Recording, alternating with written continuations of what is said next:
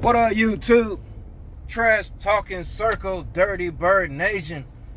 Everybody in that Bulldog Nation. Shout out to all my Georgia Bulldogs fans out there. Everybody in that Rise Up Nation, Brotherhood Nation, Sergeant AR-10. Coming at you with another video. Been going for a little bit. Personally, been pretty much on an emotional roller coaster with my father. He had a stroke and a heart attack back in the second week of April, so we are helping him recover. Luckily, he is out of the hospital. The man upstairs showed him favor because he was on life support, but he is out of the hospital. Going to dialysis appointments, going to wound care appointments, going to appointments for his kidneys, heart, things like that. He's got a lot going on. He's got a lot of issues. He's lost his sight due to diabetes, so it's been an emotional roller coaster for me. So that's why I've been absent for a little while. But anyway, life goes on. The world keeps spinning. There are people in worse situations that would love to be in my situation right now. So I have a lot to be thankful for. You know what I mean? I'm just glad he's still here. My Dirty Birds, my Georgia Bulldogs, making headlines. The Pudettes making headlines. Not surprising to me. We've seen Brees take pictures with Trump. Him and his family take pictures with Trump. He's catching fire right now for some comments that he made on a talk show, on a radio talk show. He made some controversial comments.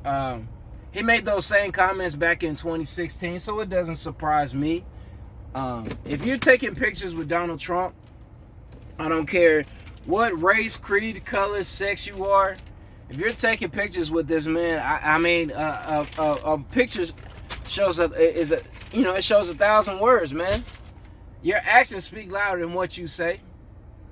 I'm not gonna badmouth Brees. We know what type of person this dude is. We know what type of organization the Pudettes are. I mean, it's been documented, everything they did with the Catholic Church, everything they did as far as Bounty Gate, everything they did as far as what's going on with Brees now. We know this is a dirty organization. Let's be real, people. They're dirty. The Pudettes are dirty. Jake Fromm, public service announcement. If you're gonna text somebody, please keep it PR. Keep it PR. The text that you made back in 2016, elite white people should only have silencers, should only have access to guns. They should make it so all this stuff is expensive. Jake Fromm. And this goes for me and I think 90% of Georgia fans. If you have any University of Georgia gear, throw it away. Throw it away right now. Me personally, if I'm with a group of folks and I see you with a group of folks, you better walk the other way. You disrespected the university. You disrespected all the fans, all the players, personnel, everybody that gave up blood, sweat, and tears to get you in a position of where you are right now, 5th round pick with Buffalo. They should find you and slap the taste out your mouth. I'm pretty sure that text was between you and somebody else who thinks like you. But I don't blame you, Fromm. I don't blame you. I blame your stupid ass parents. I blame your stupid ass parents. It's not your fault, Fromm. It's your parents' fault. Same thing with you, Brees. It's not your fault. It's your parents' fault. Your parents raised you to make stupid statements and then apologize for it. We don't accept your apology. The Bulldog Nation, we don't accept your apology, Fromm. If you're a Pudette fan, you shouldn't accept Brees' apology. Now, if you play with him, okay, you got to keep it PR. You got to say we forgive you. But I don't consider myself black. I consider myself Shakar. Look it up if you don't know what that means. And as people of color, we're done apologizing for anything that's going on. For we're done apologizing. We're done forgiving people. We're done. We're done. All right. We're not going to accept. We're not going to apologize for what we're doing right now. We're not going to accept any apologies. We're done completely. The only way to change these people's minds and to change the systematic oppression of people of color, whether they're any type of minority, Native American, Latino, Shakar, any people of color, through economics and violence is the only way you're gonna change things. You can go out and holler, hold up signs, stand out in 100-degree weather, get yourself dehydrated, scream and holler for 19, 20 hours. Ain't no policies gonna change. I mean, we seen this with Mike Brown. We seen this with Tamir Rice. We seen this with Trayvon Martin. We seen this with Freddie Gray. The list goes on. It's been thousands. It's been thousands of people of color who have been falsely imprisoned, who have been murdered, who have been tortured. We know this happens on and on and on, and we're tired of it. You know what I'm saying? Matt Ryan making headlines, like I said before. $500,000 to the community of Atlanta. Shout out to Matt Ryan. Shout out to Dan Quinn for $25,000. Pledging along with Matt Ryan. I encourage other Dirty Bird players to do the same. I encourage the entire NFL to just sit down with these policymakers, government leaders, police forces, internal investigation, internal affairs people. Do some investigating. Do some research.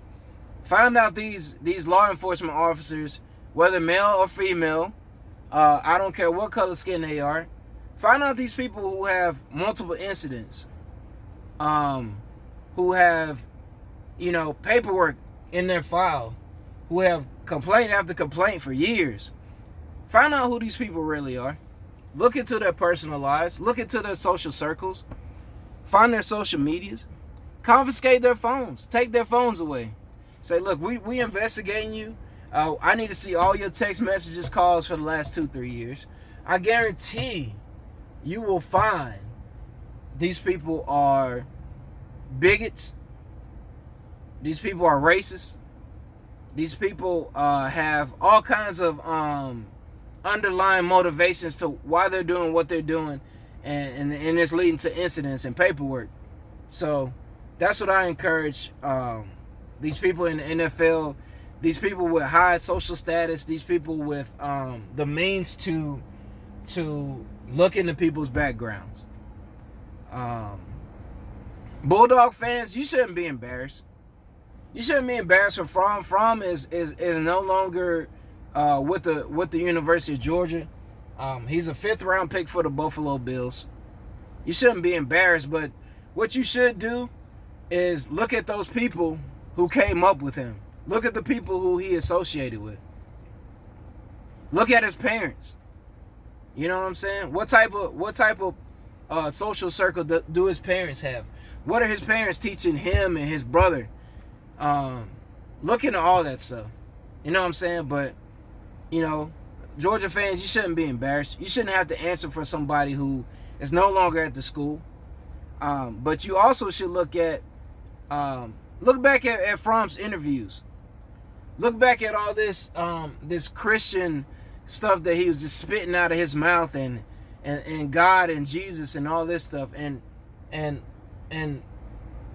look at that, and look at the type of person that he is Monday through Saturday. Because everybody's good on Sunday. This is Sunday morning while I'm making this video. Everybody is Bible thumpers on Sunday. But what are your actions Monday through Saturday? Sunday's the wrong day anyway. Honestly. You shouldn't be talking to the man upstairs just on Sunday. You should be talking to him every day. But look into these people's backgrounds. But me seeing that picture with Brees with Trump and his family smiling and laughing, that explained everything. That explained his stance in 2016. That explained how he's talking now. He only apologized because Gail Benson told him to apologize. The Poodat front office, they told him to apologize. That's the only reason why he's apologizing. Fromm, Uncle Lou made a video about Fromm. Shout out to Uncle Lou. A lot of people made some videos about Fromm, but Fromm's a young kid. Well, he's under 25. Blame his parents. Blame his parents and the people around him that allow him to do those type of things. And I appreciate the person that exposed that text message too.